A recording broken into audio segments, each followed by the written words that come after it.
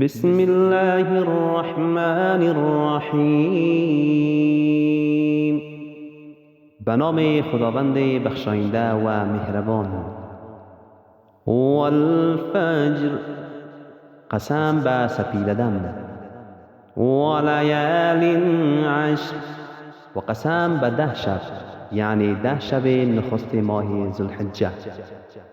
والشفع والوتر، و قسم به زوج و فرد. واللیل اذا یسر، و قسم به شب آنگاه که درگذرد.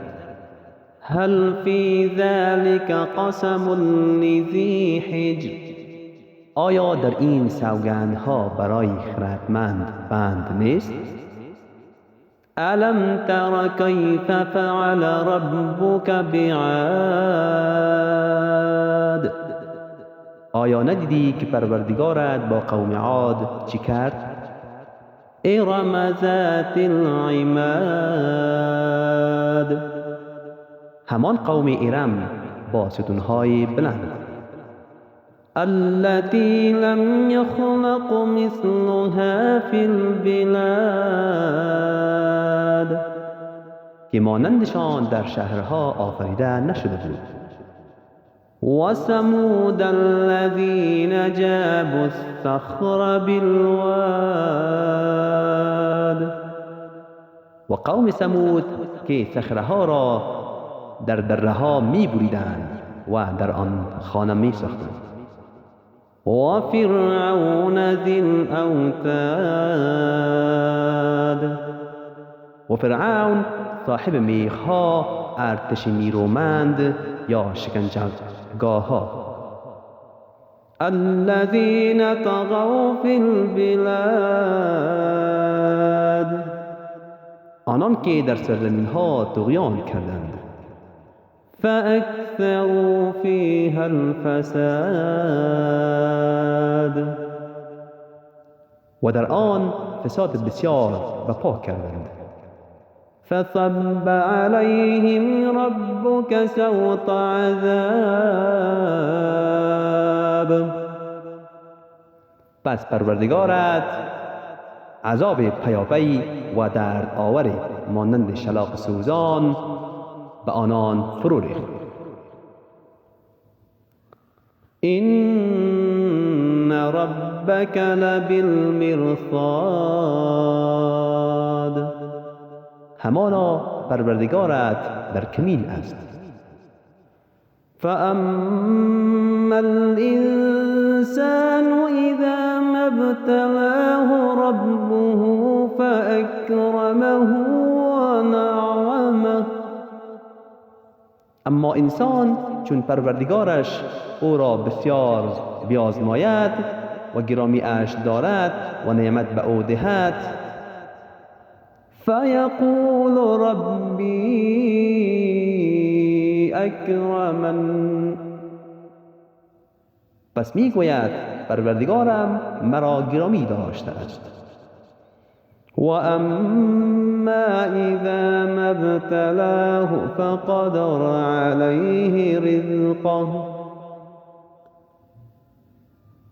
و اما اگر او را بیازماید و روزیش را بر او تنگ گرداند،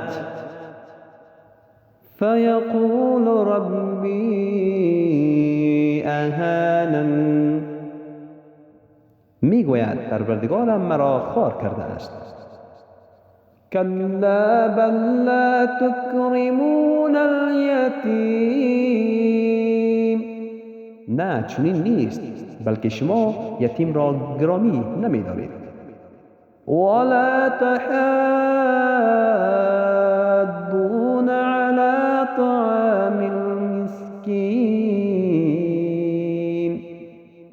و یکدیگر را به خوراک دادن به نیازمند تشویق نمی‌کنید. و تأکلون التراث اکلا لما، و میراث را با حرص تمام میخورید. و تحبون المال حبا جما، و مال را بسیار دوست دارید. كلا اذا دكت الارض دكا دکا. نه چنین نیست زمانی که زمین با کوبیدن سخت کوبیده شود. و جاء ربک والملك صفا صفا. و پروردگارت آمد و فرشتگان صف در صف حاضر شدند. و جیء یومئذ بجهنم. و در آن روز دوزخ آورده شود. یومئذ یتذکر الانسان و انی له الذکری. آن روز است که انسان پند میگیرد، ولی چی سود از پند گرفتن؟ یقول یا لیتنی قدمت لحیاتی. میگوید ای کاش برای زندگی آخرت چیزی از پیش میفرستاده بودم. فیومئذ لا یعذب عذابه احد. پس در آن روز هیچ کس مانند الله عذاب نمیدهد. ولا یوثق وثاقه احد. و هیچ کس مانند او کسی را در پند نمی کشد. یا ایتها النفس المطمئنه. ای نفس آرام یافته و مطمئن، ارجعی الى ربک راضیة مرضیه. بازگرد به سوی پروردگارت در حالی که تو از او خوشنود و او از تو خوشنود است. فادخلی فی عبادی. پس در میان بندگان من داخل شو. وادخلی جنتی. و به بهشت من داخل شو.